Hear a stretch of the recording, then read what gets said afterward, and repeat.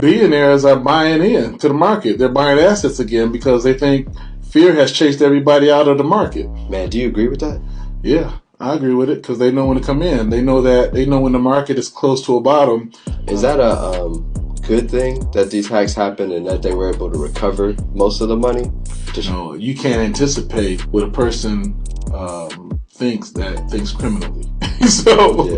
So in order to defend against that, you have to see exactly what they're thinking and what that application is to hack into the system. I know every time when people see those headlines like 570 million was stolen, that probably pushes more fear into the market and for people to stay out. Like, I don't want to risk it. I could lose all my money. And so how do you accumulate more crypto? How do you accumulate? You got to scare people out of the market. And when you're able to scare those people to sell their investment, guess who comes in and buys it up? Yeah, billionaires. Yeah, the JP Morgans, your guy Jamie Dimon. I mean, he always has something negative to say about crypto, but I guarantee you, he owns quite a bit of it. He owns a lot. They have a crypto project at JP Morgan. So we've had another decent jobs report. And can I ask you a question deeper about that? What? Do you believe those numbers are accurate? The job numbers? Yeah, I think they are. Okay. Actually, you know what? Now that I think about it, I'm not sure. It's almost like they really want to go all the way up on the interest rates. And so that's what they're using as an excuse. We're in an inflationary environment. We're in a bear market. And in order to bring inflation down, you have to somehow decrease demand. So if people aren't purchasing, what happens? Prices come down. When prices come down, then you'll start seeing the Feds relax the interest rates. Okay. But the interest rates will never go back to what we've seen in the past 10, 15 years.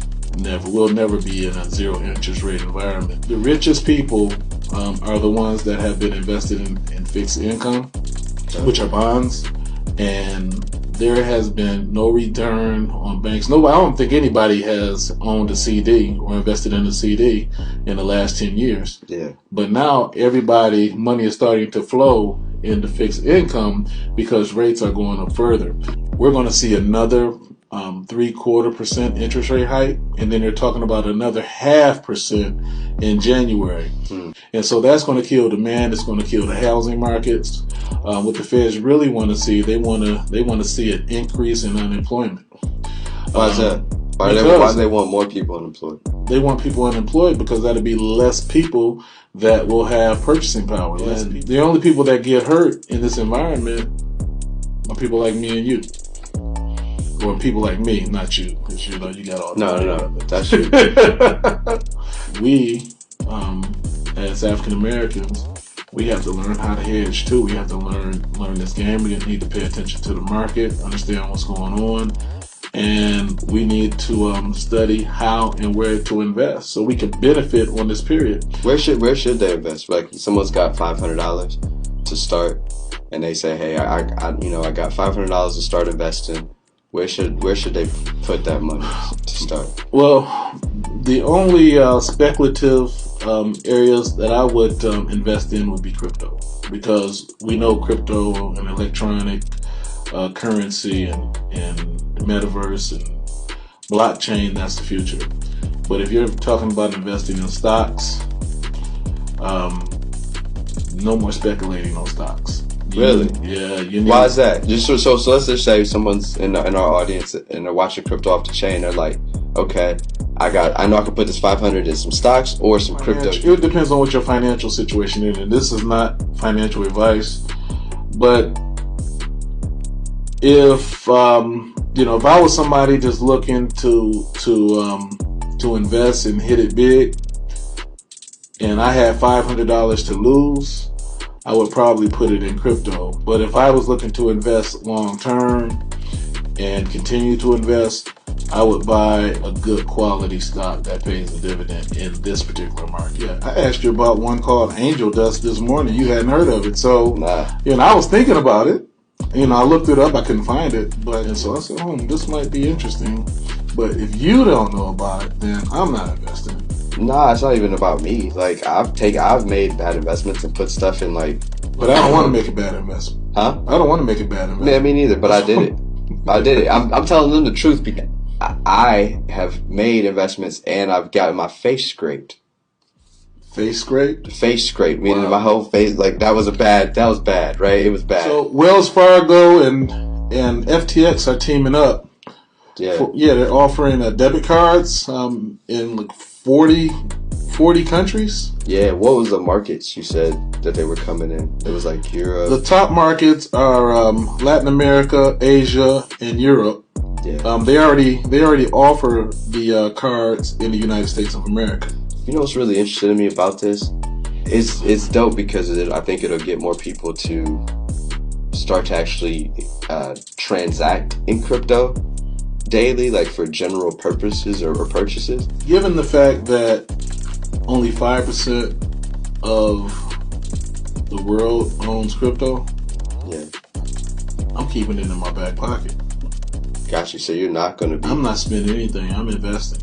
But the title of this article was "It's Lonely in the Metaverse: Decentraland's 38 daily active users and a $1.3 billion ecosystem." So I just want to talk about the headline first, and then the metaverse is like just a bunch of different projects, right? That people can interact in digitally. How would I know where to go? You'd have to go to like a particular project, like Sandbox or Decentraland or Meta. Like Decentraland has a $1.3 billion ecosystem market cap, and there's only 38 people on average a day using it, which is nothing. That's the case because nobody knows where the hell the metaverse is. This is true. I don't know how to get into the metaverse, and I invest in crypto. This is true. So you can't get there through Facebook. You can't get there through Instagram.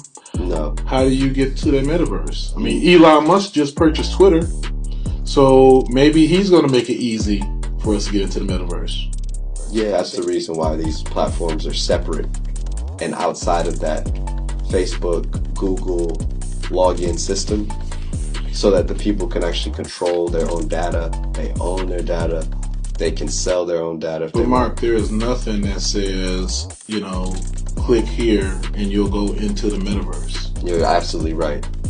So where the hell is the metaverse? It's because you got to pay to play. Like you have to pay to get like started in these games. You have to buy like skins and avatars, and some of them could be in the heavy hundreds of maybe $1,000 or $2 to get started in this game. No one has $2,000 to just put on an avatar to figure out if I even like playing the game. And then you get there and there's no one else there to play with.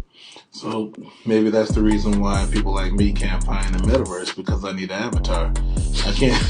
I can't use just a photo of myself. Like, my thing is, how do you think we get to these super inflated valuations when there's no user base? I think people can make the numbers what they want to make them. Yeah. At the end of the day, people will charge what others will pay. And if you have an inflated valuation and somebody that has a lot of money sees value, it's called the market. They're going to purchase it. That's just the name of the game. Capitalism. Let me ask you this. When we're talking about these numbers and these users or lack of users, what do you think has to happen to get people to actually start playing these crypto games and using, crypto like those Wells Fargo cards? What do you think has to happen? I don't play games in the metaverse. It's not something that interests me.